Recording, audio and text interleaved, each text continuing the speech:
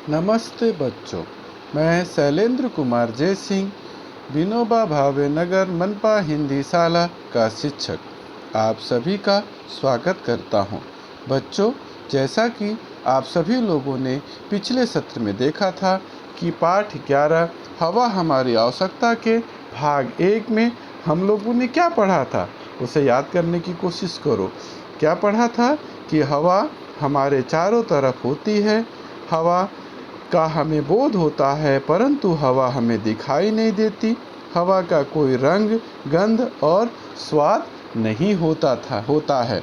इसके अतिरिक्त हमने क्या देखा था कि श्वसन की प्रक्रिया। तो श्वसन की प्रक्रिया में हम क्या करते थे? श्वसन की प्रक्रियाओं को मुख्य रूप से 2 खंड में बांटा गया था, जिसमें श्वास, जब हम नाक से हवा अंदर लेते थे उसे हम श्वास यानी सांस लेना कहते थे, और दूसरा उच्छ्वास, जब हम नाक से हवा बाहर निकालते थे उसे उच्छ्वास या सांस छोड़ना कहते थे।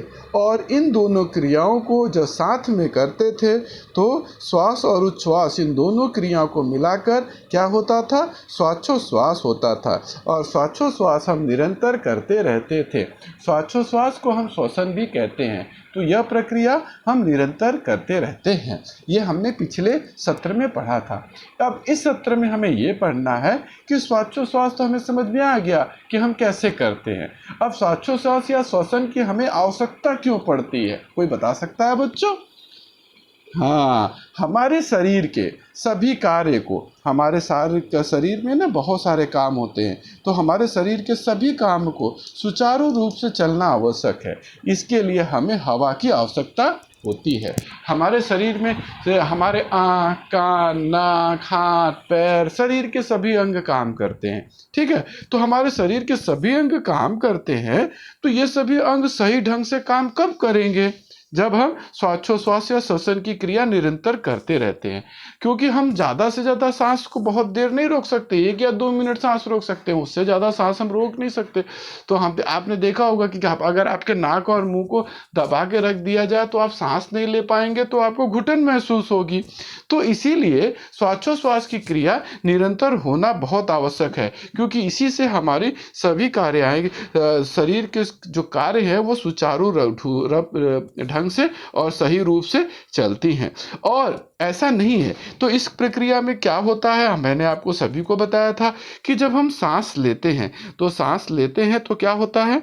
जब सांस लेते हैं तो उस क्रिया में हम हवा को अंदर लेते हैं। तो जब हम हवा को अंदर लेते हैं तो हमारी छाती फूल जाती है या हमारा पेट फूल भी जाता है। ठीक है, जब हम सांस लेते हैं, बच्चों आप इसे खुद भी करके देख सकते हो। आप लोग जोर से लंबी सी सांस खींचिए, देखिए आपका पेट फूल रहा है, आपकी छाती फूल रही है। और जब हम सांस को छोड़ते हैं अर्थात बाहर निकालते हैं तो आपकी छाती और पेट क्या हो जाते हैं? पचक जाते हैं या दब जाते हैं। तो ये क्रिया हमारे शरीर में निरंतर रूप से चलती रहती है। और मैंने आपको बताया था कि श्वसन की प्रक्रिया में हम ऑक्सीजन गैस को अंदर लेते हैं और कार्बन डाइऑक्साइड गैस को बाहर छोड़ते हैं। इस तरह से श्वसन की क्रिया जो है निरंतर चलती रहती है। और दूसरी सबसे जरूरी चीज, ये श्वसन की क्रिया अगर हम नहीं करेंगे ज़्यादा देर तो हमें घुटन महसूस होगी या हमारी मृत्यु भी हो सकती है। इसीलिए श्वसन की क्रिया हमारे लिए अति आवश्यक है, जिससे कि शरीर की सारी क्रियाएं सुचारू रूप से चल सके। और तो क्या केवल हम मनुष्य ही सांस लेते हैं? ऐसा नहीं है बच्चों। हमारे अलावा सभी जानवर, पंछी, प्राणी, छोटे छोटे कीटक सभी सांस लेते हैं। आप लोगों ने कुत्ते को देखा है? देखिए उसकी जीभ निकली होती है, उसके पेट अंदर बाहर पचकते रहता है और कंटिन्यू सांस लेते रहता है। तो सभी सजीवों को श्वसन क्रिया करना आवश्यक होता है। तो जो वो चाहे पंछी हो, चाहे वनस्पति हो, चाहे प्राणी हो, सभी के लिए श्वसन की क्रिया आवश्यक होती है। तो अगर श्वसन की क्रिया सही ढंग से नहीं होगी तो उनका जीवन सही ढंग से नहीं चल पाएगा या जीवित नहीं रह सकते। अतः सभी सजीवों को श्वसन बहुत ही आवश्यक होता है। ठीक है, अब हम देखेंगे। अब हमारे पास एक, क्या तुम जानते हो बच्चों कि मछली कहाँ रहती है? पानी में रहती है। तब ऐसी शंका होती है कि श्वसन द्वारा हवा अंदर कैसे लेगी? अब मछली भी तो सांस लेती होगी ना। और जब मछली सांस लेती है तो हवा पानी के अंदर कैसे जाता होगा, और मछली पानी में घुली हुई, तो मछली कौन सी ऑक्सीजन का उपयोग करती है। तो बच्चों ये ध्यान में रखना, जो मछली होती है वह हवा में घुली हुई ऑक्सीजन का उपयोग करती है। तो जैसे ये पानी होता है ना, तो इस पानी के अंदर ऑक्सीजन होता है, ठीक है, और पानी के अंदर ऑक्सीजन होता है, तो मछली क्या करती है, अपने गलफड़े के द्वारा उस पानी के अंदर के ऑक्सीजन को खींच लेती है, और उस ऑक्सीजन को खींचने के कारण वो श्वसन की क्रिया बहुत आसानी से अच्छे से कर लेती है। तो मछली जो है वो खुली हवा से ऑक्सीजन नहीं लेती है, वो पानी के अंदर घुली हुई ऑक्सीजन को लेकर श्वसन की प्रक्रिया को करती है। तो हुई ना आपको एक आश्चर्य जानने की बात। अब दूसरी चीज, अब जैसे कि आपने देखा होगा कि तालाबों में या नदियों में या समुद्र में रहने वाली मछलियों के लिए तो पानी बहुत अधिक होता है, तो उसमें उन्हें ऑक्सीजन आसानी से मिल जाता है। पर पानी के टैंक में तो पानी बहुत कम मात्रा में होता है, और जब वो श्वसन लेगी तो हवा के अंदर की ऑक्सीजन क्या हो जाएगी, समाप्त हो जाएगी। अगर हवा के अंदर की ऑक्सीजन समाप्त हो जाएगी तो मछलियां सांस कैसे लेंगी, तो सांस लेने में उनको तकलीफ होगी कि नहीं होगी। इसके लिए क्या करते हैं पता है आपको बच्चों, एक मोटर लगाया जाता है फिश टैंक के। आप जब भी फिश टैंक के दुकान में जाओगे तो वहाँ पे देखना एक मोटर लगाया जाता है, और मोटर से एक पाइप को टैंक के अंदर छोड़ा जाता है और उसके अंदर हवा छोड़ी जाती है। और इसीलिए हमें देखो पानी की ढेर सारी बूंदें, अगर आप इस चित्र में देखेंगे तो पानी की ढेर सारी बूंदें आपको ऊपर जाती हुई दिखाई दे रही हैं। तो ये पानी की बूंदें क्यों ऊपर जा रही हैं, क्योंकि जब हम पानी के अंदर हवा छोड़ते हैं, तो जब मोटर से पानी के अंदर हवा छोड़ते हैं ना, तो हवा की जो बुलबुले हैं वो पानी से ऊपर आ जाते हैं। जैसे हम लोग कोई बॉटल अगर बाल्टी के अंदर डुबाते हैं तो उसके अंदर की हवा बाहर निकलती है तो बुड़ बुड़ बुड़ बुड़ आवाज आती है ना, उसी तरह से इसमें से भी वो पानी की बूंदें ऊपर आती हैं। तो फिर उनको ऑक्सीजन मिलता कैसे है, तो बच्चों होता ये है कि जब पानी में हवा छोड़ी जाती है और पानी की बूंदें जब ऊपर जाने लगती हैं तो उस हवा के अंदर जो ऑक्सीजन रहती है, हवा में तो ऑक्सीजन होती है, तो वो जो ऑक्सीजन होती है वो पानी में क्या हो जाती है, घुल जाती है, और पानी में घुल जाती है, जिसके कारण मछलियों को लगातार ऑक्सीजन मिलते रहती है।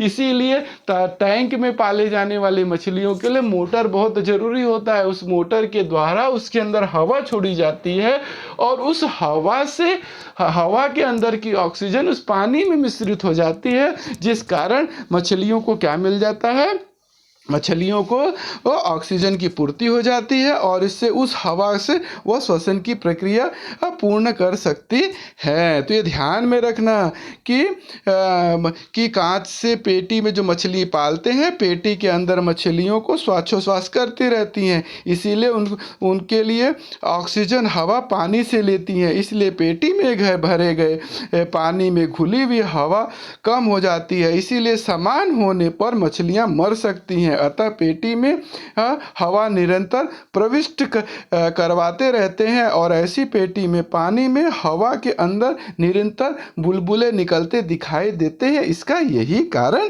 है बच्चों। आज समझ में सभी को।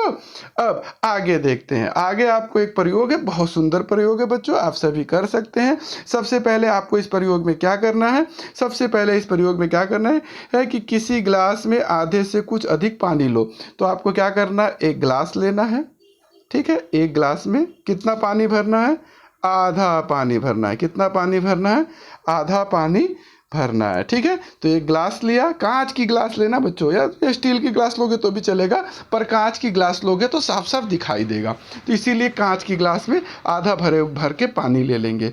फिर उसके बाद हम क्या करेंगे, उसके बाद हम एक समाचार पत्र या वेस्टेज पेपर होता है ना, जैसे कॉपी का फटा हुआ पेज होगा या समाचार पत्र का पेपर होगा, और उस टुकड़े को लेंगे।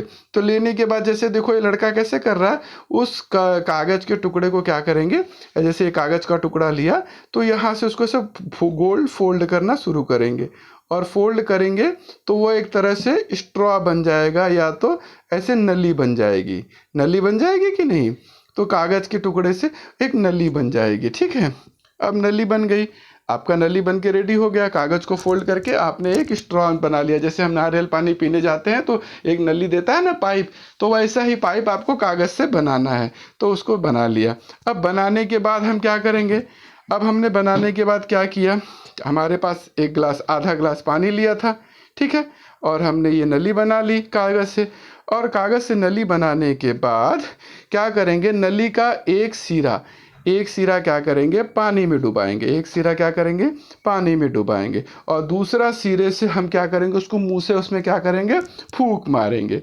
तो तुम्हें क्या दिखाई देगा बच्चों, गिलास के अंदर पानी के बुलबुले दिखाई देंगे कि नहीं। जब हम उस पाइप से, कागज की पाइप से पानी के अंदर फूकेंगे तो पानी के बुलबुले हमें दिखाई देंगे पानी के अंदर।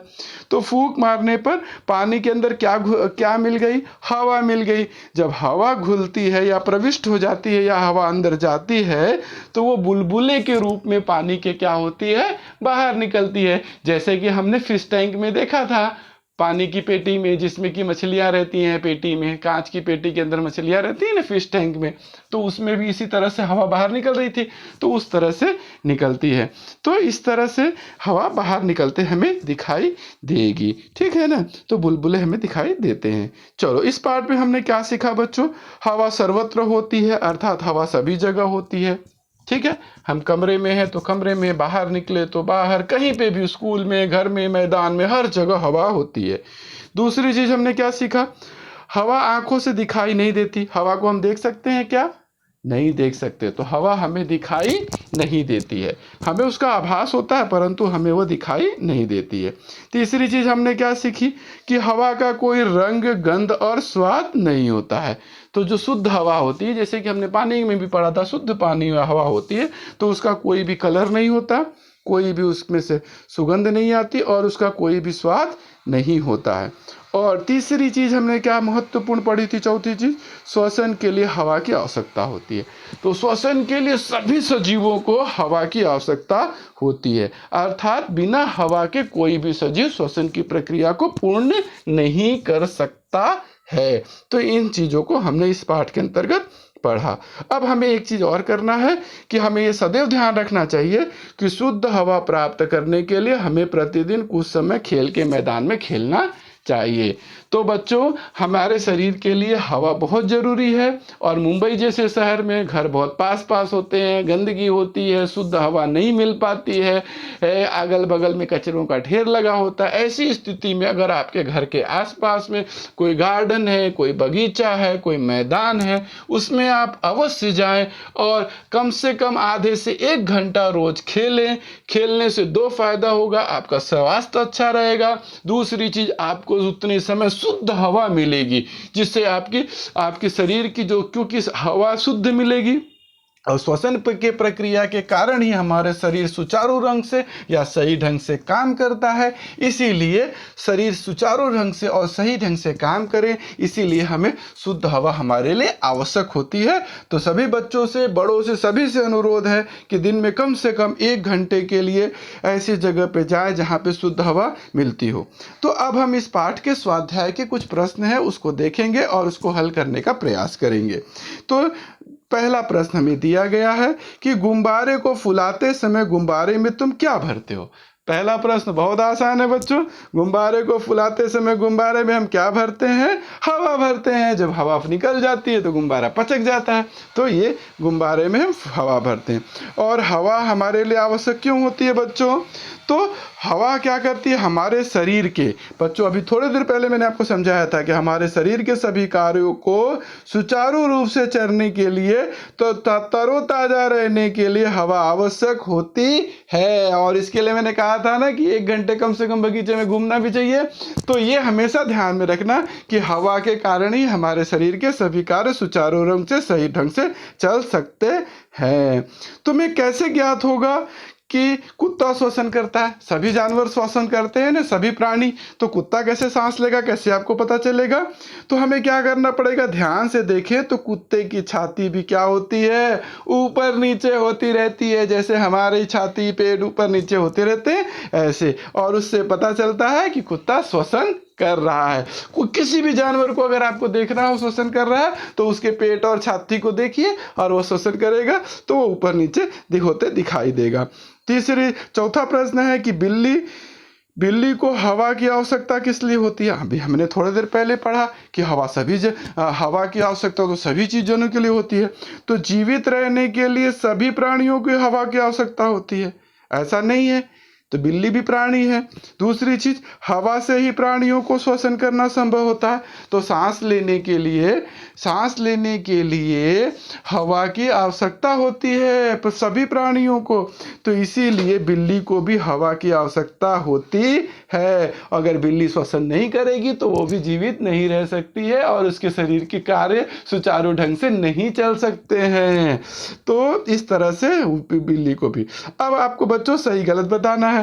हवा हमें दिखाई देती है क्या? सही है कि गलत? गलत। Very good. और श्वसन करते समय मछलियां जो हैं पानी में घुली हुई हवा का उपयोग करती हैं कि नहीं करती हैं? करती है ना? हाँ, बिल्कुल सही। जिस तरह से मैंने बताया था कि मोटर की सहायता से हवा छोड़ा जाता है, उसमें ऑक्सीजन घुल जाता है, या बड़े तालाब और समुद्र में तो इसकी आवश्यकता नहीं पड़ती, परंतु श्वसन करते समय मछलियों को भी हवा की आवश्यकता होती है। वो ऑक्सीजन हवा उनको पानी में घुली हुई हवा का उपयोग करते हैं। तो इस तरह से बच्चों हमने हमारा भाग 2 भी कंप्लीट हो गया। इस तरह से हमने पाठ 11 हवा हमारी आवश्यकता को पढ़ा। मैं आशा करता हूं कि सभी बच्चों को यह पाठ अवश्य समझ में आया होगा। इस पाठ को दोबारा पढ़ें तथा इसके प्रयोग को करें और समझने का भी प्रयास करें तथा स्वाध्याय के दिए गए प्रश्न उत्तरों का लेखन भी करें। फिर से मिलेंगे, तब तक के लिए धन्यवाद। Thank you.